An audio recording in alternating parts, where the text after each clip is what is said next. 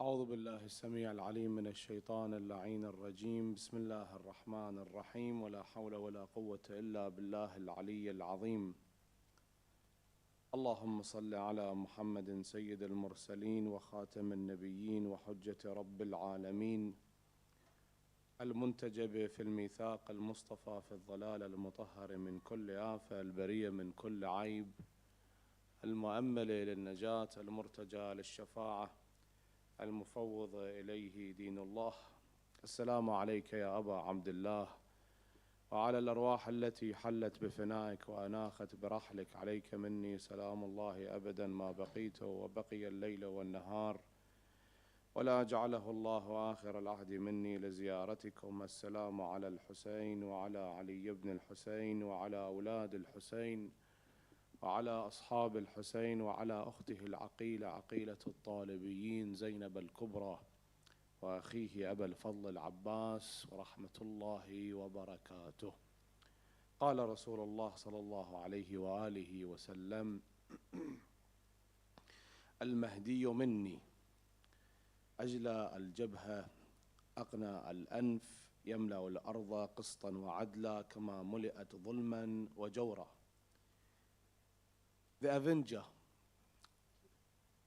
that we have in many books about the Muntaqim, the Salih, and he's given other titles as well in many books, in many religions. Every religion, they have their own Avengers format that they believe in. For example, when it comes to the Christianity, they believe that Jesus has a second coming. After all of this, of what you see today, Jesus was crucified and he will again reappear to fill the earth with justice as he was filled with injustice.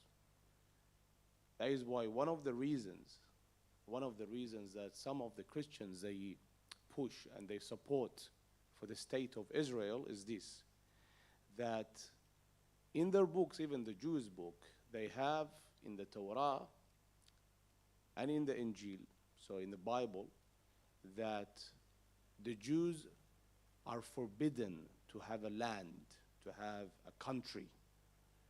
If they have a land, if they have a country, that is the end of the Jews.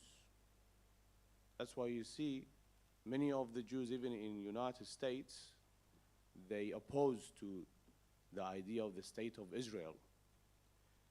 Hence there is that difference, and they always push for that we are Jews, we are not Zionists. There is a whole difference between Zionism and Judaism. So some of the Christians, they push for that because they believe that if you support the state of Israel, Israel will come and it will demise in a day or two. There is the end for the Israelites, for the state of Israel, and that pushes, that triggers the second coming of Jesus. And of course we have the version of the Jews themselves. They believe that one of the sons of Benjamin will come in the end of time and, of course, fill the earth with justice as it was filled with injustice.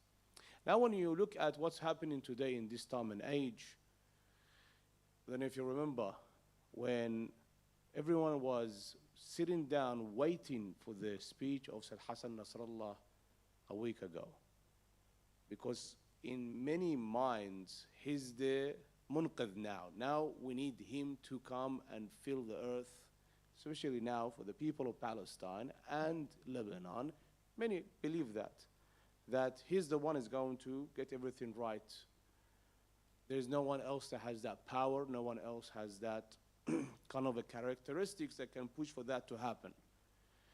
That same idea, if you take it and of course multiply it in, 1 million, maybe even more, that applies to Imam al-Hujjah alayhi salatu wa salam, the munqidh of Bashariyah. That of course he's the one that we're all waiting for. Everyone is waiting for. Now, for me and you, we live in a country that it's, safe. We have some sort of freedom of speech, yes. The climate is the number one, issue that we have. That it's too hot, too cold. And of course, there is another issue that just came from the beginning of this year, and that is payments of the mortgage. But there is not much of things that it's on our mind. Altogether, if you sum it up, you see that we live in a very comfortable environment. We are, alhamdulillah, we work, we make money, we have our families living their lives, they go to school, they come back. If there is something I don't like, I can oppose to it, I can talk about it, I can stop my children, for example, to go into school, for them not to learn about the alphabet community, for example, or such and such. These things apply for us because we live in a modern society, in a Western society, if you may.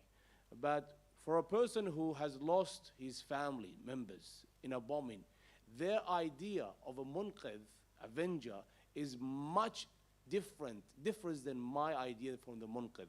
Because from me, the imam comes, my idea for the munqidh is that whenever he comes, I will support him. And the most I can do, the most I do is recite dua al-hujjah. I recite dua al-nudba. I recite dua al-ahd. I recite ziyarat al-yasin. I recite these kind of ad'iyah.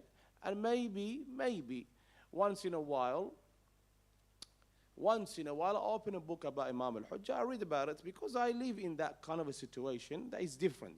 But for a person who just lost his family members, who just buried 3 of his daughters, I don't know if you saw the video of this father that he lost just a couple of days ago in Lebanon, south of Lebanon. He lost, of course, from the IDF, targeting a car that they said had some of the Hezbollah soldiers, and they killed 3 girls, innocent, and their grandmother.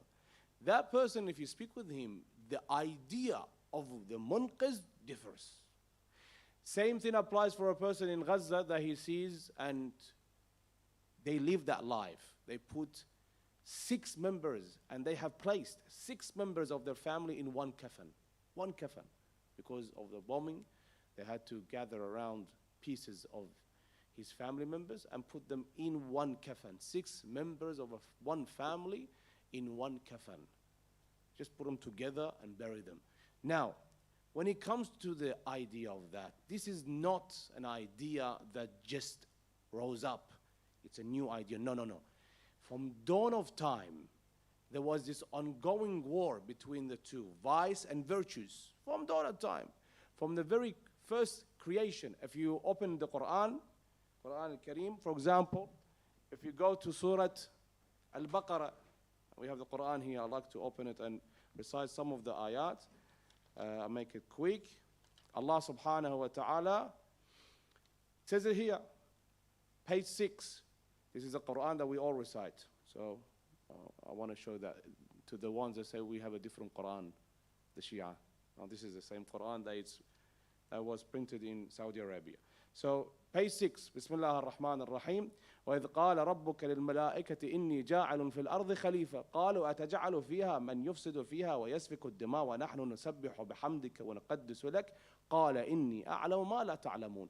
See here, Khalifa. The Khalif that Allah subhanahu wa ta'ala here talks about, and this is the beginning of the creation of human beings, starting with Adam, Abu al-Bashar, alayhi as-salam. So Allah says, I will create a new creation, a new race. The Malaika, they said, oh God, these people that will shed blood, we are the ones worshipping you. Why are you doing that? Khalifa. So from that time, Allah subhanahu wa ta'ala, from the first creation, the idea of the Avenger was there. Now the world itself, if you look at it, it's not meant to be in the hands of tyrants, oppressors. No.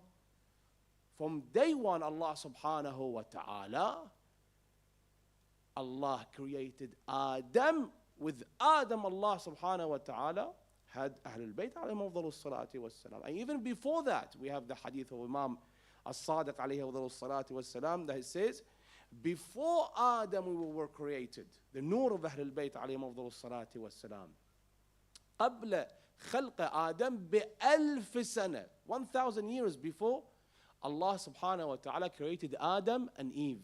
This is way before that. So the idea of the Avenger from that day, منقذ البشرية. Now he came to the Prophet, Musa ibn Imran. If you look at Musa ibn Imran alayhi salatu wassalam, Musa, reciting again in the Holy Book, in Quran al-Kareem, Bani Israel, they went through that period of time. They were looking forward for someone to come and save them, an avenger for their own. And that was who? Musa ibn Imran. And if you look at it, Allah subhanahu wa ta'ala, before he sends Musa, the Pharaoh, there's an exhibition if you want to have a look, go to Australian Museum, starting I think from the 11th of November, beautiful exhibition. I don't know if you can get a ticket, but go there. Ramses II, in a taboot, mummified. Yes, I don't know where they're bringing it from. I think from London. I don't know where. Ramses wasn't from London, but anyway, it's from there. They're bringing it from there. Sallallahu ala Muhammad wa ali Muhammad. So Ramses had a dream that someone will be born from the Israelites, from Bani Israel. Israel, just side note here, Israel is the name of Yaqub. Israel. And we have the meaning of Israel, meaning, if you look at it in our books, in Arabic, Israel means Abdullah. That was the name of Yaqub, Jacob. And what you see today, they call it the state of Israel because they say that we are from Canaan and we belong to Jacob and we are, Sha'bullah al-Mukhtar. And they believe that. They really, truly believe that. I was watching last night the interview. That was a beautiful interview with Piers Morgan and the president of Israel. They have a president and they have a prime minister. Piers Morgan, the one whoever he debates, he interviews, if they're pro-Palestine, every 2 seconds, what does he say? Do you condemn who? Hamas. Not Hummus, Hamas. Do you condemn Hamas? But with that president of Israel, not even a peep, not even one interruption. No. And when you hear them, they truly believe that. It's embedded in them that they are the chosen tribe. Allah chose them. Sha'bullah al-Mukhtar. Kill the children. Kill them. In Lebanon, in Gaza, doesn't matter. We have to survive. This same Bani Israel, they went through hell in Egypt. What did Ramses do with them? Ramses II, Pharaoh of Musa, يذبح أبناءهم ويستحيي نساءهم. He had a dream, Ramses, that someone from them, a male, will be born, that he will end his what? Kingdom. The hadith said he killed and killed and killed. One of the hadith says 4,000 newborns. He sends the midwife or a soldier, go find out if this woman has, a male baby or female. Some of them, they don't wait.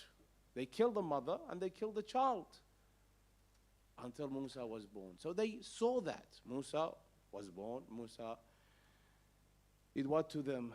Musa helped them. Musa rescued them. Musa opened the sea for them and they passed through. And Imam Ali said to one of the Jews, he came to Imam Ali, he said, you Muslims, your prophet died. He couldn't wait. And some of you usurped the Khilafah.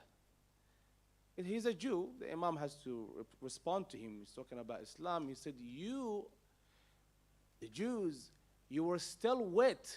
Your feet was still wet. And you said to Musa, اجعل لنا آلهة كما لهم آلهة.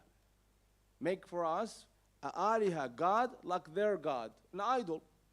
And your feet was still wet. Pharaoh was still behind you. The Imam was saying that to him. Now, moved forward from Musa to who? Isa ibn Maryam, alayhi afdalus salati wassalam. And Isa, Jesus, son of Mary, salamullah alayh, Allah subhanahu wa ta'ala, he also sent him as a munqidh of Bashariyah. And he was an avenger. And then came to our Imam al-Hujjah, alayhi afdalus salati wassalam. But throughout that time of the Prophet, 124,000 prophets, ending with the Prophet sallallahu alayhi wa alihi wasallam, and then of course continuing with the Imams, always they foretold of the coming of Imam al-Hujjah. See, one of the hadith that I recited here, this hadith is not in our book, it's in their book, in the book of Ahl Sunnah wal Jama'ah. So the hadith says that Mahdi is one of my children, al-Mahdiyo min waldi, or al-Mahdiyo minni. Al-Mahdi is one of my children.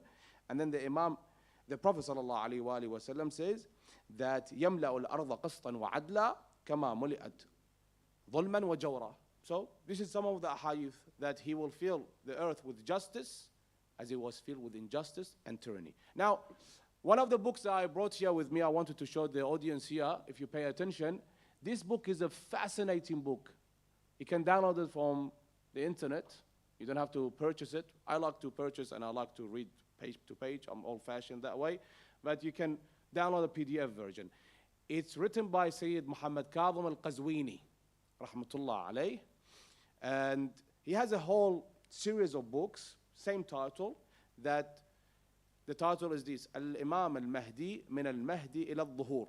For others, it's Imam al-Sadiq min al-Mahdi ila al-Lahd. One of these books is this one, Al-Imam al-Mahdi min al-Mahdi ila al-Dhuhur. This is a fascinating book. There are many books about Imam al-Hujjah alayhi salatu wassalam. There is more than 6,600 ahadith about Imam al-Hujjah in the books of ahadith. Why are we saying this? Because now, question from the audience, try to answer that. What year was Imam al-Hujjah born? AH, after Hijrah. What year? 251, no? Go 4 years more. 255. Yes? What year the Imam alayhi afdalus salati wassalam went into occultation, the minor occultation? What year? The minor occultation. So Imam Hassan al-Askari passed away at what age? Imam al-Mahdi was at what age? Imam Hassan al-Askari was about 27, 28. Imam al-Hujjah was how old? 5. The Imam went into the minor occultation. We call it Ghaiba as-Sughra. And the Imam appointed 4 deputies. That 4 deputies, how long these 4 deputies go through this time of the minor occultation? 69 years. And then went to the major occultation, yes? So if you count down from the time of the minor occultation, 260 AH, and then now is 1,445. 1,000, how many years? 1,200, 1,300? Let's say 1,200, just ballpark it there. 1,200 years has passed since the minor occultation. Now, if you combine the Imam of all of the Imams, from Imam Amir al-Mu'minin Ali ibn Abi Talib alayhi afdalus salati wassalam, to Imam Hassan al-Askari, all of them combined, in total, it's 250 years. All of them combined, the Imamah of these Imams. So Imam al-Hujjah, Ajallah Ta'ala Farajahu al-Sharif's Imamah has been longer than all of the Imams combined. Now, question here. This is a follow-up question. How many of you here believe in Imam al-Hujjah by show of hand? How many of you? I see some hands not rising. That's concerning. Okay, have you seen the Imam? Have you seen the Imam? No. Have you seen Imam al-Hasan al-Askari? Have you seen Imam al-Hussein? Imam al-Hasan? Imam Ali ibn Abi Talib? The Prophet?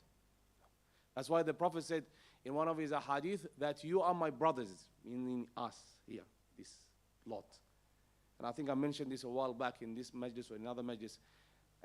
Why does he say we are his brothers? Because we believe in them, just looking into some ink on piece of papers, and we have belief. We believe. Now, the question here is this question. If the Imam major occultation goes to 2,000 years, would you believe in the Imam? Yes or no? Yes, yes or no? Yes. 3,000 years. Would you believe in the Imam? 5,000?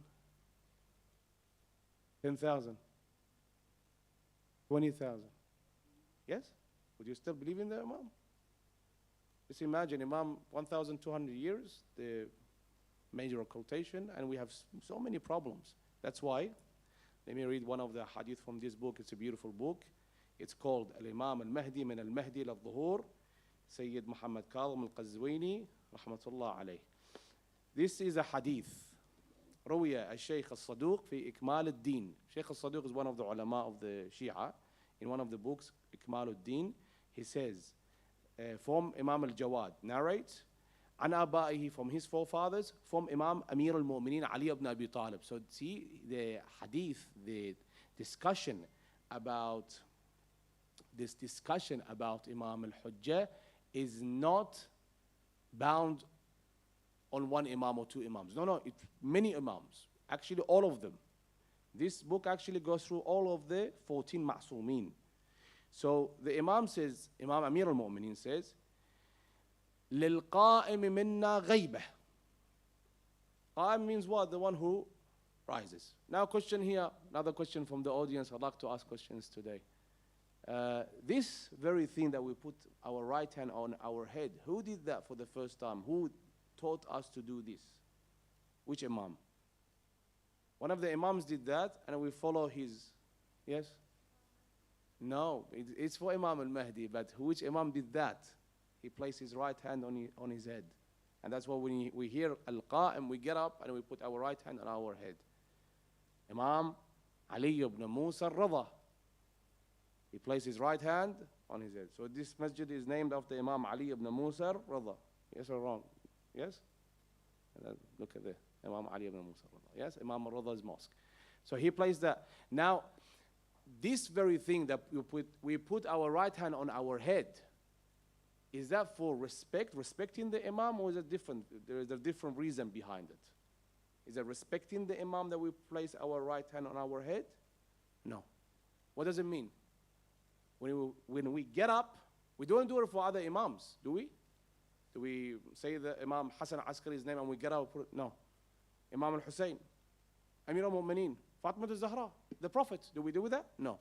Only for Imam al-Hujjah, we get up, we put our right hand on our head. When we recite Du'a al-Hujjah, Du'a al-Faraj as some call it, yes, we place our right hand on our head. It's not out of respect, it means that I'm ready. Like saluting. A soldier salutes the general. Yeah? This very motion that we put our right hand on our head means I'm ready to go whenever you decide for us to go. Yeah? Understand? So this is from Imam Ali ibn Musa al-Radha. Going back to this hadith. This is very concerning when you read this hadith. It says, لِلْقَائِمِ مِنَّا غَيْبَةً. So for the Imam al-Hujjah, there is a major occultation. أَمَدُّهَا طَوِيل. What does that mean? The length of that ghayba, the length of that occultation is very long.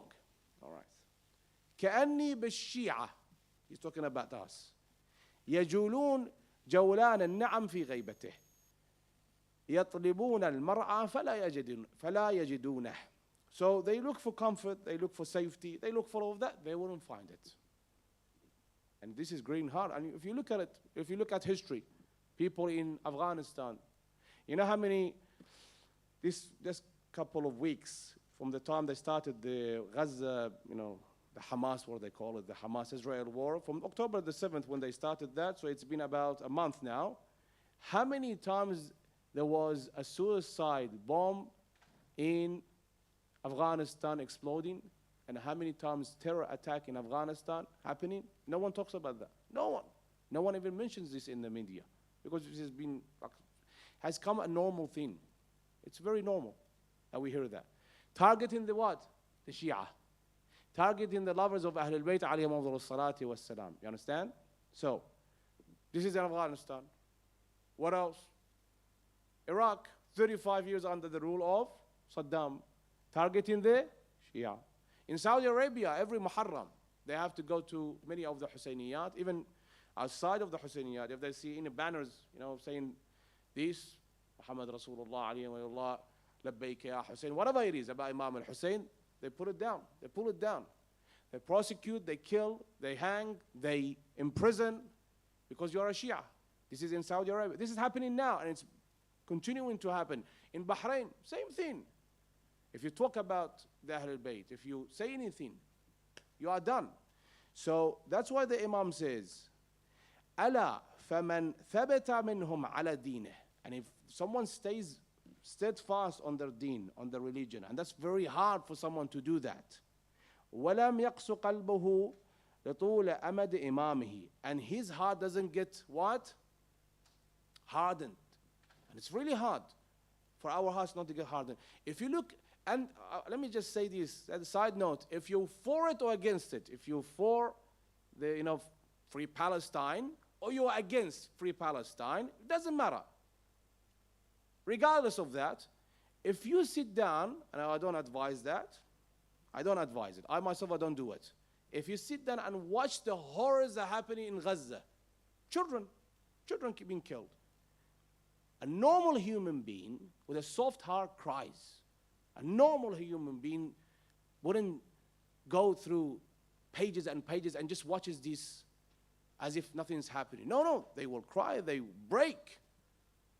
But it comes a day that this becomes very normal. People being killed, very easy. Now when you talk about saying 10,000 people died in Gaza since October 7th, ongoing war, and 2,000, 3,000 of them were children, no one seems to care. If you say 40 people died, were killed in Afghanistan, really, just that? Some people that's what they tell you. Really, that number? So it wasn't 400, 4,000, 40,000, 4 million. So that number is not great. In some people's mind, this is what's happening. That's why the Imam says, فَمَنْ ثَبَتَ مِنْهُمْ عَلَى دِينِهِ وَلَمْ يَقْسُ قَلْبُهُ لطول أمد إمامه فهو معي في درجة يوم القيامة. And the ones that stayed fast on that path, the path of Imam al-Hujjah, he's with me في يوم القيامة. Same level, the Imam says. أمير المؤمنين علي بن أبي طالب. ثم قال إن القائم منا إذا قام لم يكن لأحد في عنقه بيعة فلذلك تخفى ولادته ويغيب شخصه. That's why it was kept a secret, the walada of Imam al-Hujjah alayhi afdalu salatu wassalam. The Shia themselves, they had no idea at the time of Imam Hassan al-Askari. They had no idea that Imam al-Hujjah was born. It was kept a secret. Imam al-Hassan al-Askari's house actually was under constant surveillance. Spies inside the house just to know when is this baby is going to be born. And they're talking about Imam al-Hujjah. We have more than 600 hadith in the book Usul al-Kafi, Bahar al-Anwar, and other books that they tell us of the walad of Imam al-Hujjah alayhi afdalu salatu wassalam. Now when the Imam comes, and it might be any Friday, because he's coming, his reappearance is on Friday. Now another question from the audience, where does he appear? His first appearance is where? That the world sees it. It will be broadcasted to the world. Everyone sees it. Because we have signs, we have 5 signs of the reappearance. Alamatul Dhuhur, the 5. The coming of the Khurasani, Yamani, Sufyani, the Sayha. The Sayha means the loud scream in the skies, in the heavens. And there are 2 Sayha. One that happens during daytime in the morning. That's from Jibra'il. From Jibra'il, where he says that Ali is a true Imam and the Shia of Ali are the Faizin. And that continues until the sun sets. Shaitan screams out that Sufyani is a true Imam, and whoever follows the Sufyani is on the right path. Some people, they go this way, some people go that way. If you don't know about the reappearance signs, you go into fitan. And the last one is what? Khasf al-Bayda. So the first reappearance of the Imam from the Shabab on my right, the first reappearance of the Imam is where? We should know this because we say we are Shia of Imam al-Hujjah alayhi afdal salatu wassalam, but truly are we Shia? So his first appearance is where? Wollongong, Campbelltown, CBD, in the city. Where? Ahsantum, next to the Kaaba. And the Imam, this is going to be televised. Everyone will see it. It will be broadcasted to the world. They see this. And the Imam will be standing next to the Kaaba. He's back on the Kaaba, and he calls out, I am the Mahdi, the son of Fatima and Ali. And then the Shia, they come. How many they come to the Imam? They appear in Makkah al-Mukarramah, Kaaba al-Musharrafah. They come in that area. The hadith says 50. And the number grows and grows. And the Imam doesn't come out. Waiting for what? Waiting for the khasf. Khasf is what? The earth swallows. Who? The Sufyani and his army.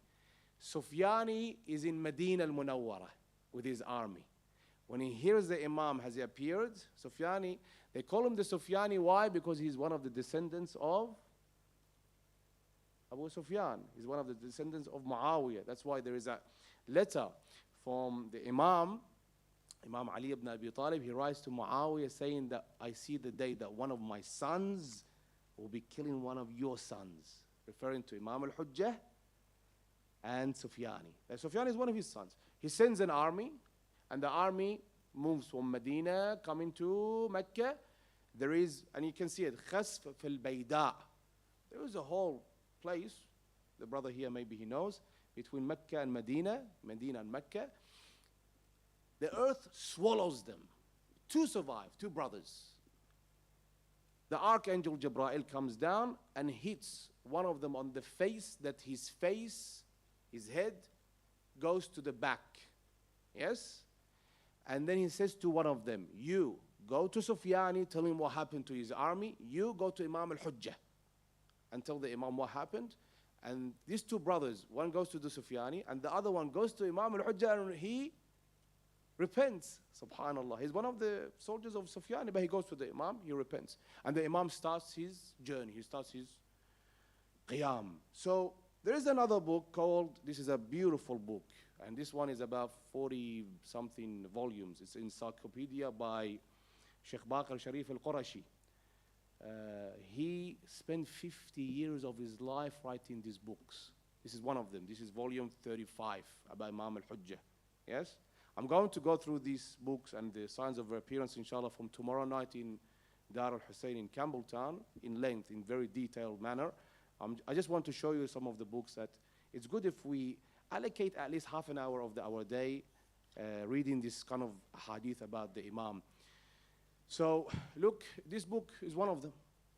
The Imam, and here موسوعة سيرة أهل البيت, encyclopedia about أهل البيت عليهم أفضل الصلاة والسلام, volume 35, Al-Imam al-Muntadhar عليه أفضل الصلاة والسلام. There are letters that the Imam wrote to the Shia, to us. The Imam writes letters to us. I mentioned there were 4 deputies in the time of the minor occultation. Now in the major occultation, does the Imam have any deputies? Yes, he has, but not assigned by the Imam himself. There are deputies, the general deputies, if you may. There are the maraji' al-taqleed. Yes, you go back to them, you ask them, and there is a whole list of guidelines and how these deputies are, chosen. Not everyone can come and say, I'm a marja' al-taqleed. No, everyone can say, follow me. No, that doesn't apply. So because of the timing, I just go through some of these beautiful saying of the Imam. وَأَمَّا ظُهُورُ الْفَرَجِ. This is a letter the Imam wrote actually in response to some of the questions of one of his companions named Ishaq, As'ilat Ishaq. That he says, وَأَمَّا ظُهُورُ الْفَرَجِ فَإِنَّهُ إِلَى اللَّهِ عَزَّ وَجَلَّ وَكَذِبَ الْوَقَّاتُونَ. On that note, I want to complete that the coming of the Imam, it's hatmi, it's 100%. Yes? We cannot give it a time. That's the thing. You cannot give it a time. There's a couple of things we can't do. One, to say, I saw the Imam. Saw the Imam, yes, this can happen. But seeing the Imam and opening a whole new business, and some people, they do that in Iraq, in Iran. There's a group of ladies in Iran, in one of the cities, I'm not going to mention the name of the city. There's a group of ladies in their house, one of, their leader, this woman, she has allocated a room, and she has put the sajada, and she puts every day some tea, and she says the Imam is there. He's praying there. And the women, they come, and they pray behind the sajada, saying, yes, the Imam is there. Some people have made this kind of like a business. There is in Iraq, for example, this person who came many years ago, and he's still alive, that he said, I'm the Yamani. And then later on he said, no, I'm not the Yamani, I'm actually the son of the Imam. And then later on he said, no, I'm not the son of the Imam. I'm what? I'm the Imam himself. I'm the Imam himself. That's why you need to understand the characteristics of the Imam, because many people come out, and there are people that are in hundreds. They follow this individual every Ziyarah Arba'in. These same people, the Yamanis, they come out. They're not from Yemen. Actually, he's not from Yemen at all. He's from Iraq. The Yamani is from Yemen. Like the Khurasani. Khurasani is from either Iran or Afghanistan or those areas. They call them Khurasan. So Yamani has to be from where? Has to be from Yemen. This person is not even from Yemen. He's from Iraq. Every Arba'in he comes up and he starts, mawkib, and he distributes food and, Zaza of Imam al-Hussein alayhi afdal salatu wassalam. And there are people in hundreds, they follow this individual because they haven't read much. They don't know about the characteristics of the Imam, and you don't follow the Imam like that. So another one is to allocate a time, saying this Friday the Imam comes. 10th of November, Imam is coming. How do you know? How do you know? You can't say that. But being hopeful and saying, yes, inshallah, he comes this week. Inshallah, Allah hastens his reappearance. And know that when the Imam comes, the life that we are living now, 9 to 5, the house we go to for dinner, for lunch, for the saharat, this and that, this is no longer. It's done. Imam has reappeared. Now the Imam at any moment is going to ask for reinforcement. His Imam is going to say, come, help me. You are with me. You are either with me or against me. Now if you want to say, no, I have 9 to 5, I have some, essays here, I have some things here, I have some chores here. No, that doesn't work. Doesn't apply. The Imam has reappeared, and you have to follow the Imam. So that is very hard for someone to understand, that the coming of the Avenger, we must prepare ourselves. We must cleanse ourselves. We fix up the mistakes. And we start this relationship with our Imam, alayhi afdal salati wassalam. اللهم صل على محمد وآل محمد اللهم عجل لوليك الفرج اللهم عجل فرجه سهل مخرجه اجعلنا من أنصاره وأعوانه يا رب العالمين. بسم الله الرحمن الرحيم. اللهم كن لوليك الحجة ابن الحسن صلواتك عليه وعلى آبائه في هذه الساعة وفي كل ساعة وليا وحافظا وقائدا وناصرا ودليلا وعينا حتى تسكنه أرضك طوعا وتمتعه فيها طويلا. يا رب الحسين بحق الحسين اشف صدر الحسين بظهور الحجة. For the تعجيل فرج of Imam صاحب العصر والزمان, for the shuhada of Afghanistan, and for the recently deceased lady Fatima Awada, we recite the salam of the Imam al-Hussein, inshallah, and after that, Surah al-Mubarakat al-Fatiha. Bismillah ar-Rahman ar-Rahim. Assalamu alayka ya Aba Abdullah وعلى الأرواح التي حلت بفنائك وأناخت برحلك عليك مني سلام الله أبدا ما بقيت وبقي الليل والنهار ولا جعله الله آخر العهد مني لزيارتكم. السلام على الحسين وعلى علي بن الحسين وعلى أولاد الحسين وعلى أصحاب الحسين، وعلى أخته العقيلة عقيلة الطالبيين زينب الكبرى، وأخيه أبا الفضل العباس، ورحمة الله وبركاته.